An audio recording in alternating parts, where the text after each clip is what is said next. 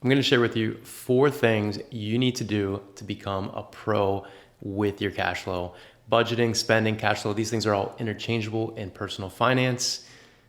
And if you're like the rest of us, whether you're just starting out in your journey or you're well into it, cash flow planning can be a challenge, right? Because life's pretty fluid and things are always changing.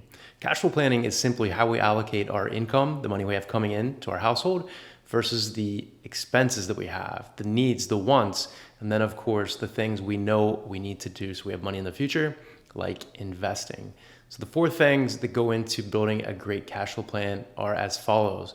Number 1, determining what you need. Number 2, finding resources.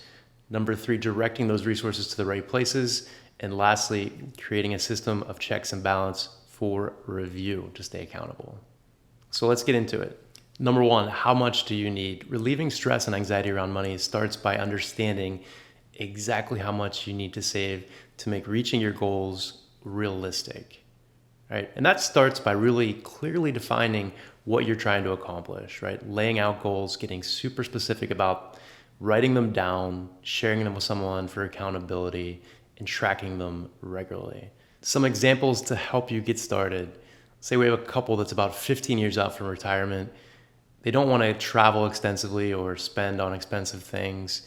They just want to be close to the kids wherever they end up. They spend about $15,000 a month currently and think that might be enough for the future. Another example, we have a couple who would like to not work as hard as they are now by the age of 50. They also want to fund college education accounts for their 2 children. They love to travel and they spend around $20,000 a month. I think that might be what they need in the future. And lastly, we're not sure what we want to do for retirement. We think 55 to 60 sounds about right from that perspective, from an age perspective. We currently make a lot of money, but we aren't sure we're using it in the right ways. All right, so we can expand on those examples and get into the details of visualize what the day-to-day might look like and get hyper-specific on the details so you can work backwards and try to assign some dollar numbers to what you think expenses might be. Because the goal is to then work backwards into what we need to save and invest to accumulate the right amount of assets to produce that level of income in the future. Now, if you have competing goals, it's important to assign a priority to each of them within the plan. And remember, cash flow is your friend. The more you contribute to your long-term investments upfront, the more potential you have to accumulate assets, right? So getting started and funding them with healthy amounts is really going to work to your advantage. Step 2, finding those resources. Finding your investing money. Now it's time to look at your resources you have available, see how we're using them, and really see if there's any opportunity to make any changes. Not paying attention to where your money goes is a big source of stress and anxiety within personal financial planning. So how can we alleviate that? Just by having transparency, creating an inventory. What we want to do is we want to list our income sources. We want to look at them and see what's the potential in the future for this to change. Is it going to be consistent? Is there a risk there? Will it increase? Then we want to lay out an inventory of our expenses. You can look at your last 6 months, gives you a pretty good indication of what typical spending patterns are. If you can go back a year, even better. More information leads to better data. Now, you might be tempted, there might be some big one-time expenses that you're tempted to discount and say those won't happen again. Maybe that particular expense item won't happen again. These type of expenses tend to happen over and over. So I would build those in to some extent to be a consistent part of your spending plan. But then we want to take it one step further and we want to categorize these expenses once you have them laid out as fixed or variable, discretionary or essential, right? Things that we actually need. So we're going to want to categorize that and take a look at it. And this is more than just tracking spending. This is allowing us to assign purpose to, all the money that's going out and see, if there's opportunity to optimize or make changes to your benefit. All right. So this will give you an idea of what we have to work with and whether that lines up with what we need from the first step. Maybe, maybe not. Don't get too anxious if it doesn't line up exactly.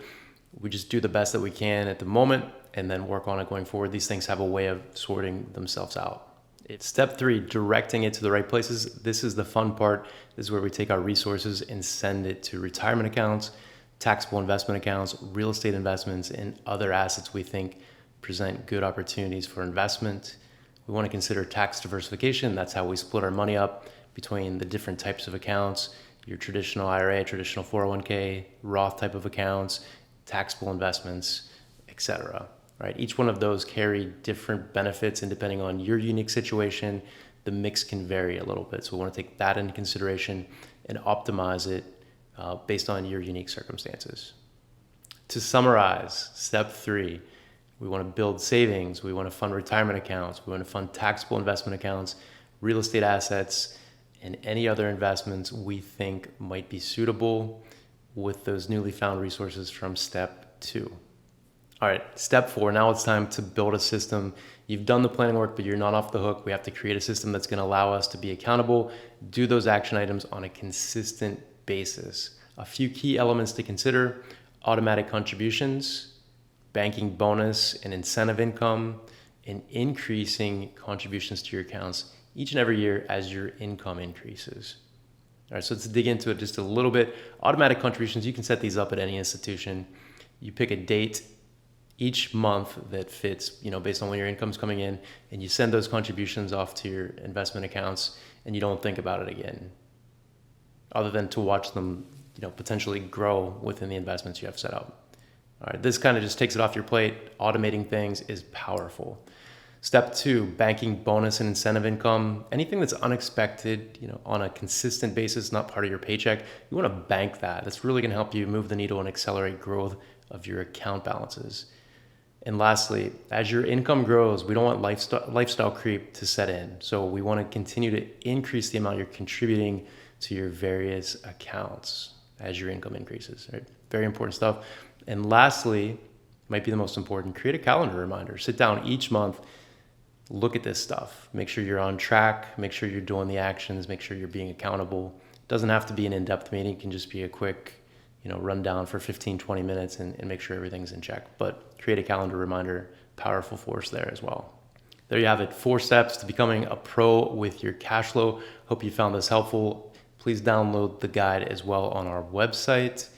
Using your money wisely is always the goal, maximizing resources. If you need help putting your cash flow plan into place, would love to hear from you.